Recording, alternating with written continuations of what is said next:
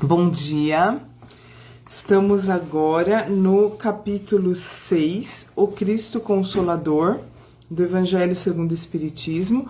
E hoje nós vamos falar sobre o item 3, o Consolador Prometido.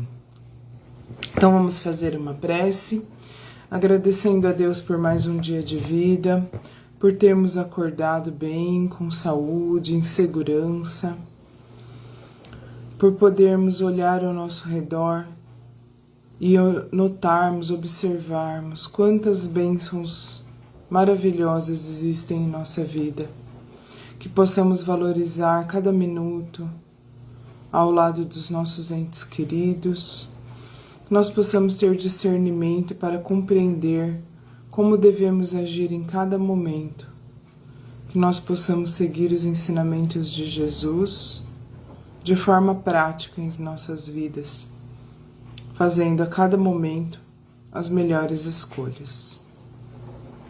Que assim seja. Então vamos lá. O Consolador Prometido, item 3, capítulo 6.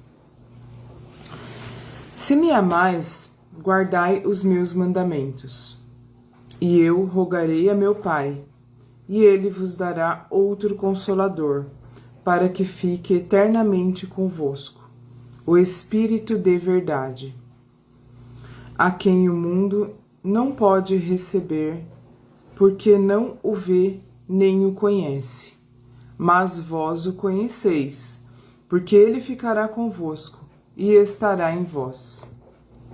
Mas o Consolador, que é o Espírito Santo, a quem o meu Pai enviará em meu nome, vos ensinará todas as coisas e vos fará lembrar de tudo o que vos tenho dito. Isso está em João 14, 15 a 17 e 26. Jesus promete um outro Consolador. É o Espírito de verdade, que o mundo ainda não conhece, por não estar pronto para entendê-lo, que o Pai enviará para ensinar todas as coisas e para fazer lembrar o que o Cristo disse. Se o Espírito de verdade deve vir mais tarde ensinar todas as coisas, é porque o Cristo não disse tudo. É porque o que disse foi esquecido ou mal entendido. O Espiritismo vem, no tempo previsto, realizar a promessa do Cristo, e o Espírito de verdade preside ao seu estabelecimento. Chama os homens à observação desta lei. Ensina todas as coisas ao fazer entender o que o Cristo disse apenas por parábolas. Então Jesus, quando ele esteve conosco aqui no planeta Terra, encarnado, porque ele está conosco no planeta Terra todos os dias, desde o início da formação do planeta, mas quando ele esteve conosco encarnado, ele não pôde dizer tudo de forma completa e bem explicada. Porque como nós conversamos no primeiro evangelho desses estudos do evangelho que nós temos feito aqui no Facebook, naquele dia nós conversamos sobre isso, que é o capítulo 1, item 1, não vim destruir a lei. Mas ali deixa bem claro, a gente conversou bem claramente sobre isso, de que Jesus, quando ele diz não vim destruir a lei, ele vem reforçar alguns ensinamentos de Moisés, daqueles que vieram diretamente de Deus, que foram os 10 mandamentos que ele recebeu no Monte Sinai, e trazer mais alguns ensinamentos, algumas orientações para a nossa vida, para que possamos evoluir espiritualmente, mas ele não deixou tudo muito claro e explicado por causa do adiantamento intelectual e moral das pessoas da época há 2000 anos atrás, 2021 anos atrás. Levando em conta essas datas, que isso não vem ao caso agora, mas São as datas que foram definidas como se Cristo tivesse vindo mesmo há 2021 anos atrás, coisa que a gente não tem, assim, uma prova, uma confirmação, mas isso não vem ao caso. Foi mais ou menos 2021 anos atrás. Existe pouca diferença entre a data real e essa data estabelecida. Mas isso não vem ao caso agora. A questão é, o Espiritismo veio como uma terceira revelação. Então, primeiro Moisés, depois Jesus e depois o Espiritismo. Sempre explicando melhor aquilo que o anterior havia dito. Trazendo mais informações e trazendo mais uma explicação mais detalhada, vamos dizer assim, mais profunda do que a anterior. Por que isso? Porque na época Jesus veio trazer essa mensagem e ele até tem uma passagem que ele diz isso. Imagina você sair de um quarto escuro direto no sol do meio-dia, num dia de céu muito limpo. Vai cegar, você não vai conseguir enxergar direito.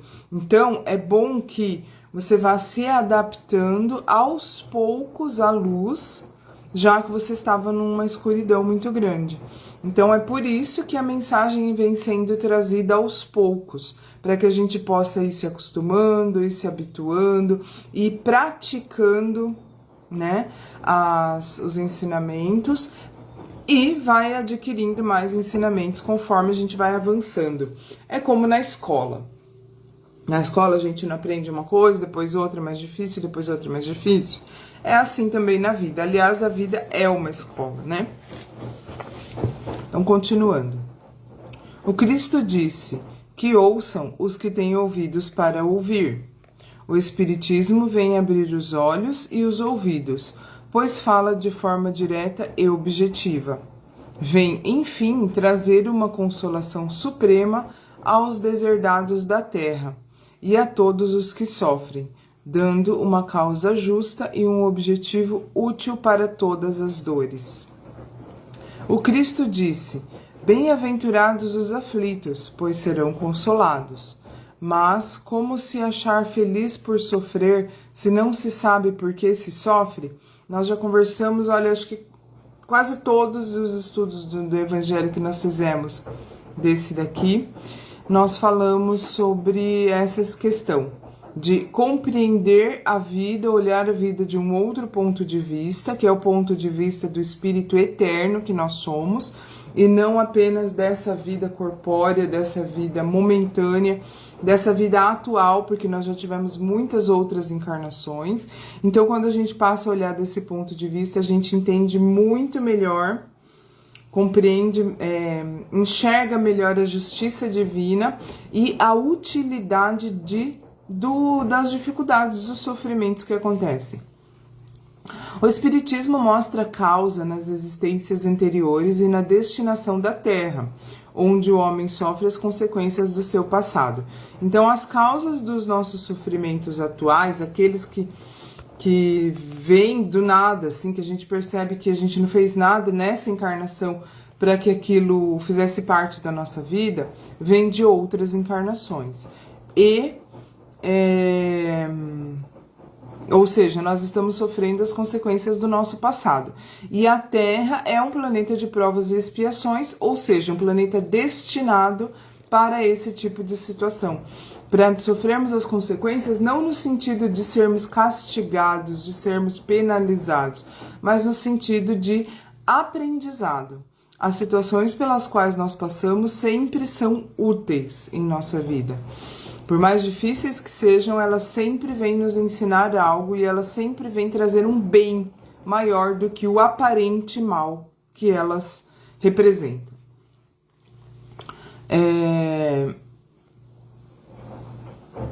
Então, isso é o que o Espiritismo vem ensinar, ou seja, é um grande consolador. É o consolador prometido por Cristo e que consola mesmo, né? Porque é muito bom você saber disso para poder viver melhor. Ele nos mostra o objetivo no qual os sofrimentos são como crises salutares que levam à cura, e é a purificação que garante a felicidade nas existências futuras. O homem compreende que mereceu o sofrimento e o acha justo, ou seja, acaba com a revolta, né? E com a falta de fé.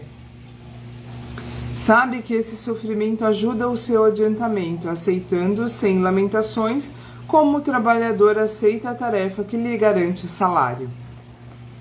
O Espiritismo lhe dá uma fé inabalável no futuro. A dúvida cruel não mais influencia sua alma, fazendo-o ver as coisas do alto, como eu expliquei há uns dias atrás, quando a gente olha de cima da montanha, as coisas que no dia a dia parecem que nos atormentam ficam tão pequenininhas, tão sem importância. Assim é também com o Espiritismo, com esse ponto de vista que eu tô falando. A gente passa a enxergar as coisas de uma outra forma. E aquelas coisas que a gente faria um drama em cima daquilo, não no mau sentido. Drama porque é mesmo dramático, algumas coisas da vida são realmente difíceis, dramáticas. Mas que a gente olha, se a gente olha desse ponto de vista, sobe, entre aspas, na montanha, que é olhar a vida do ponto de vista espiritual, a gente enxerga aquilo como uma coisinha tão sem importância, porque nós somos eternos. E diante da eternidade, o que são alguns anos de dificuldade? Lembrando que, como nós também já estudamos, as dificuldades existem para o nosso crescimento, mas também existem para que nós aprendamos a lidar com elas. E nem sempre aprender a lidar é ficar sentado sofrendo sem fazer nada, né? Muitas vezes é para a gente aprender a lidar no sentido de superar, no sentido de amenizar as nossas próprias dores e sofrimentos. Então, aquilo que a gente pode mudar, a gente deve mudar sim, porque nem tudo é aquela expiação, repito, que você tem que ficar sentado sofrendo. Muitas vezes é uma prova para que a gente modifique aquela situação, melhore a nossa vida, tá? Fazendo-o ver as coisas do alto, a importância das contrariedades da vida terrena se perde no vasto e esplêndido horizonte que ele engloba, e a esperança da felicidade que o espera lhe dá a paciência, a resignação e a coragem de ir até o fim do caminho. Assim, o Espiritismo realiza o que Jesus disse sobre o Consolador prometido. O que Jesus disse? O conhecimento das coisas que faz com que o homem saiba de onde vem e para onde vai e por que está na terra. Lembrança dos verdadeiros princípios da lei de Deus e a consolação pela fé e pela esperança. Então, é uma grande bênção. O Consolador prometido por Jesus já está conosco há mais de 200 anos. 957, há quase 300 já. Faltam uns 30 e poucos anos para chegar nos 300 anos que chegou o Consolador prometido na Terra. Mais ou menos, né? Através de Allan Kardec, que foi o grande receptor dessa mensagem maravilhosa que nós recebemos e que tanto nos ajuda a compreender a vida. Bom, hoje foi um pouquinho mais rápido, porque eu tenho um compromisso daqui a pouco. Então, vamos finalizar com uma prece, pedindo a Deus que nos proteja, pedindo a Deus que nos lembre sempre de agradecer, que nos lembre sempre de olhar para a vida do ponto de vista espiritual, e que isso possa amenizar as nossas dores, fazer com que nós as encaremos com coragem e fé, e que nós possamos também ter força para mudar aquilo que não precisamos vivenciar em termos de sofrimento, ou que precisamos, mas podemos modificar, e essa é a nossa prova. Que assim seja. Um grande beijo, bom dia, Vilma, e até amanhã.